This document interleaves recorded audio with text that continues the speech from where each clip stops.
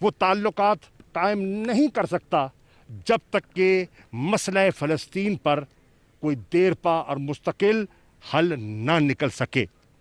میں نے انہیں پاکستان کی عوام کے جذبات اور فلسطین اور کشمیر کے مسئلے میں جو مماثلت ہے ان سے آگاہ کیا، اور آپ کو یہ سن کر اطمینان ہونا چاہیے کہ انہوں نے ہمارے موقف کو پوری طرح سمجھا۔ اور یہ آپ کا سوال اتنا پرانا ہو چکا ہے اور اس کا جواب اتنا واضح ہو چکا ہے، وزیر اعظم دے چکے ہیں، میں عرض کر چکا ہوں، دفتر خارجہ کا بیان آ چکا ہے کہ ہم پر کسی کا پریشر نہیں ہے۔ آپ کو اطمینان کب ہوگا اور کیسے ہوگا مجھے بتا دیجئے، میں انہی الفاظ میں آپ کی خدمت میں پیش کر دیتا ہوں۔ نمبر 1، ہم پر کوئی دباؤ نہیں ہوگا، نہ ہے۔ نمبر 2، ہم نے پاکستان کے مفادات کو سامنے رکھ کے فیصلے کرنے ہیں، کسی دباؤ کے تحت نہیں کرنے۔ ہماری ایک پالیسی ہے اور ہم اس اپنی پالیسی پر آج بھی قائم ہیں۔ جی اچھا شاہ صاحب، بھارت جو ہے اس نے یو این کی گاڑیوں پہ بھی حملہ کیا اور فالس آپریشن کے لیے کچھ ممالک سے بھی کہہ رہے اجازت مانگ رہا ہے، اگر وہ اس طرح کا کچھ اقدام کرتے ہیں تو پاکستان کس طرح جواب دے گا؟ بھارت نے ہمیشہ کوشش کی ہے، پاکستان کو جب بھی موقع ملا زخم پہنچانے کی کوشش کی ہے۔ پچھلے دنوں میں، بلکہ میں تاریخ بتا دیتا ہوں، 14 نومبر کو دفتر خارجہ میں میں نے اور D G I S P R نے ایک ڈوسیئر قوم کے سامنے اور انٹرنیشنل کمیونٹی کے سامنے رکھا، جس ڈوسیئر میں ہم نے ثبوتوں کے ساتھ، irrefutable ایویڈنس جس کو کہتے ہیں، اس کے ساتھ دنیا کو باور کرایا کہ بھارت پاکستان میں دہشت گردی کو ہوا دے رہا ہے۔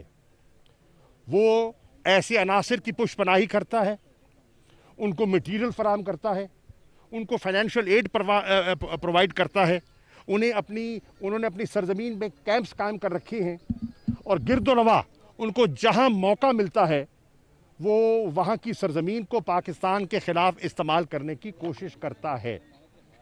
یہ ڈوسیئر ہم نے P5 کے ممالک کے ساتھ، سلامتی کونسل کے جو نان پرماننٹ ممبرز ہیں ان کے ساتھ، OIC کے جو اہم ممالک ہیں ان کے ساتھ بھی شیئر کر دیے ہیں، اور اقوام متحدہ کے سیکریٹری جنرل کی خدمت میں اپنے ڈوسیئر کے جو اہم نکات ہیں ان کی خدمت میں بھی پیش کر دیے ہیں۔ نمبر 1۔ نمبر 2، آپ کے علم میں ہے کہ پچھلے دنوں یورپین یونین نے، آپ گفتگو بند کریں گے میں بات کر لوں، یورپین یونین نے ایک EU ڈس انفو لیب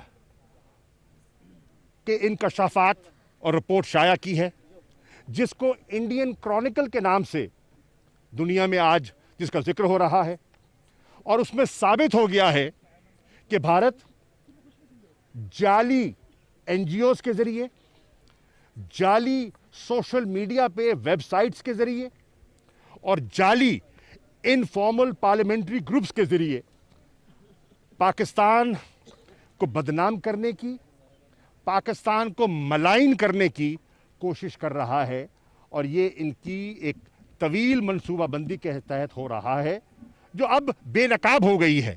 پاکستان نے نہیں کی، یورپین یونین نے کی ہے، اور وہ مزید تحقیقات کر رہی ہیں۔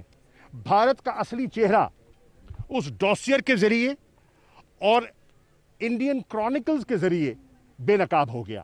اب یہ بھی ہماری اطلاعات ہیں، اور میرے ساتھ پاکستان کی جو انٹیلیجنس انسٹیٹیوشنز ہیں انہوں نے معلومات شیئر کی ہیں، اور میں ابو دھابی میں تھا جب میری گفتگو ہوئی اور نئی اطلاعات مجھے موصول ہوئیں، تو میں نے فی الفور موقع ضائع کیے بغیر وہیں ابو دھابی میں ایک پریس کانفرنس کی جس میں انٹرنیشنل میڈیا موجود تھا، اور اس کا مقصد یہ تھا بھارت کو ایک واضح پیغام دینا، اور بھارت کو واضح پیغام یہ تھا کہ جو آپ کرنا چاہ رہے ہیں، سرجیکل سٹرائک اور کسی فالس فلیگ آپریشن کے बहाना जो आप तलाश कर रहे हैं हमारे इल्म में है।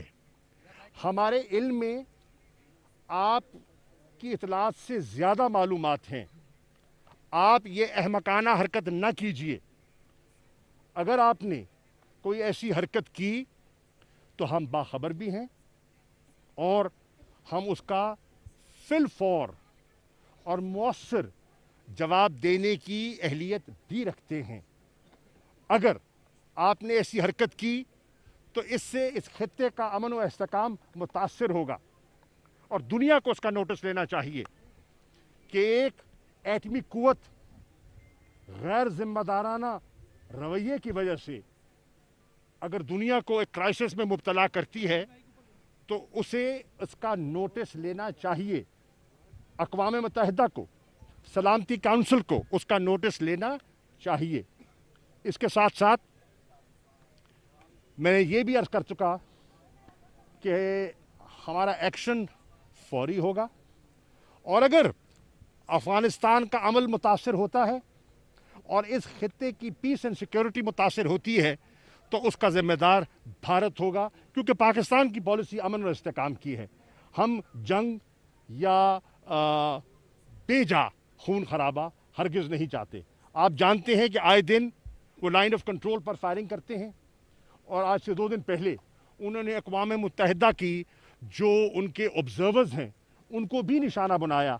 वज़ीर आज़म का भी कल मौक़िफ़ आ चुका है और उन्होंने वाज़ेह तौर पर अपना पैगाम दिया है और दुनिया से भी वो मुखातिब थे। जी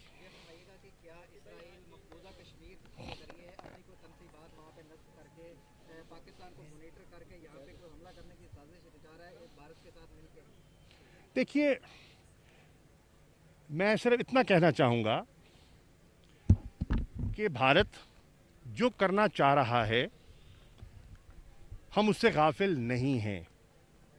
उसके लिए ज़रूरत इस अमर की है कि कौम मुत्तहिद हो। मुझे ज़रा बात करने का मौका दीजिए ना। आपने सवाल किया, जवाब अपनी मर्ज़ी का ना लीजिए ना, मेरा जवाब लीजिए।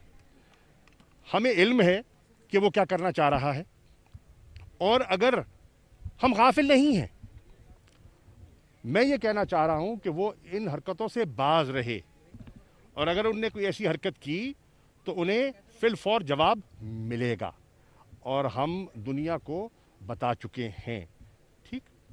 अच्छा शाह साहब, 31 दिसंबर आने वाली है लेकिन पीडीएम की जानिब से अभी तो क़यादत को भी इस्तीफे नहीं दिए गए, तो क्या समझते हैं कहाँ तहरीक इनकी जाएगी? देखिए, पीडीएम, मैं ये भी अर्ज़ करता चलूँ कि इस वक्त जो कोरोना की सूरत हाल है दुनिया में, आपने देखा और आपकी ये ख़बर नज़र से गुजरी होगी कि बरतानिया ने, जर्मनी ने और बहुत से ममालिक ने अपने SOPs को फिर रिवाइज़ कर रहे हैं।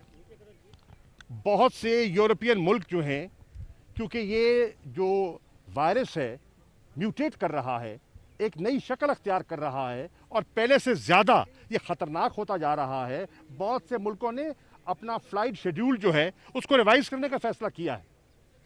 पाकिस्तान दुनिया से अलग थलग हो नहीं सकता। मेरी गुजारिश ये है कि कोरोना की सूरत हाल को सामने रखते हुए और जो भारत की तरफ से हमें इतलात मिली हैं उनको सामने रखते हुए पीडीएम की क़यादत को अपने सियासी एजेंडे से हटकर नेशनल एजेंडे पर सोचना चाहिए।